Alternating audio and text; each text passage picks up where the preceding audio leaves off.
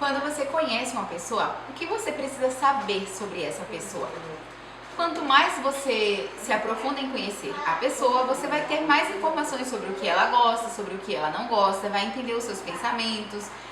E isso não diferencia o fato que nós precisamos conhecer a Deus também.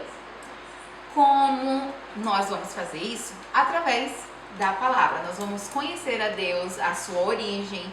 Nós vamos, na verdade, a origem de Deus não está na Bíblia, porque ele já era, né? Ele é. Mas nós, a partir do Gênesis, nós temos algumas informações sobre quem ele é, e ele é o eu sou, como ele se apresenta a Moisés. E aqui nós sabemos, aqui nós identificamos na palavra a linguagem de amor de Deus. Você sabe qual é? É obediência. Já vou antecipar para você. A linguagem de amor de Deus é obediência. E uma das coisas que nós podemos fazer em obediência é conhecê-lo.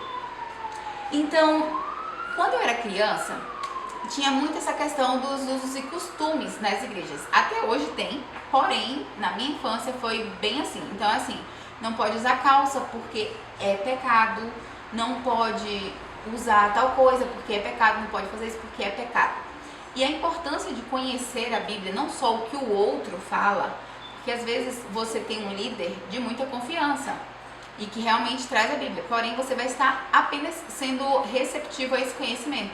E você precisa fazer como os crentes de Bereia, que eles comparavam, era assim, estavam falando da Bíblia e você estava aqui, ó. Hoje, comumente nas igrejas, o que acontece? A pessoa lê o texto, a gente fecha a Bíblia e fica por isso mesmo. Muitas vezes porque a própria pessoa que está pregando, nem ela está usando a Bíblia. Ela lê um texto e começa a falar coisas muito aleatórias.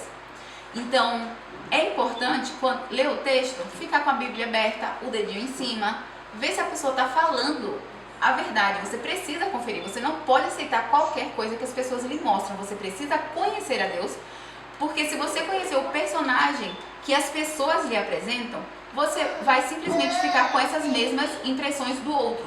Você não terá seus próprios pensamentos e seu próprio conhecimento de quem ele é.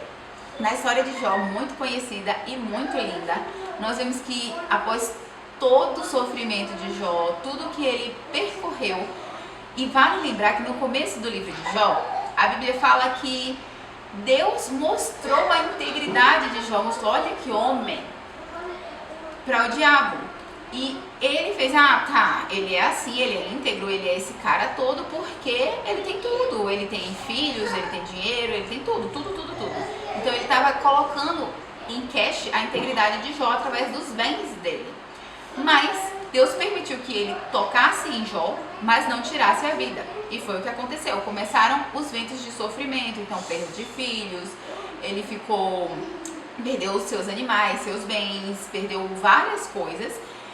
E no final da história, diferente dele se revoltar com Deus, com tudo que aconteceu, e Jó, ele fala que antes ele conhecia Deus só de ouvir falar, mas que agora os meus olhos te veem. Então, a partir daquele momento, ele selou uma experiência verdadeira com Deus. E é o que nós precisamos, conhecê-lo pelas nossas próprias experiências, não pelas coisas que as pessoas nos falam, pelas que as pessoas viveram. Até porque é muito bom isso, afinal de contas aumenta a nossa fé e nos faz ver que Deus, ele está cuidando de toda a história e regendo tudo, através dos testemunhos e da vida de outras pessoas. Mas é fundamental que nós venhamos viver as nossas próprias experiências, conhecê-lo, amá-lo e agradá-lo acima de todas as coisas.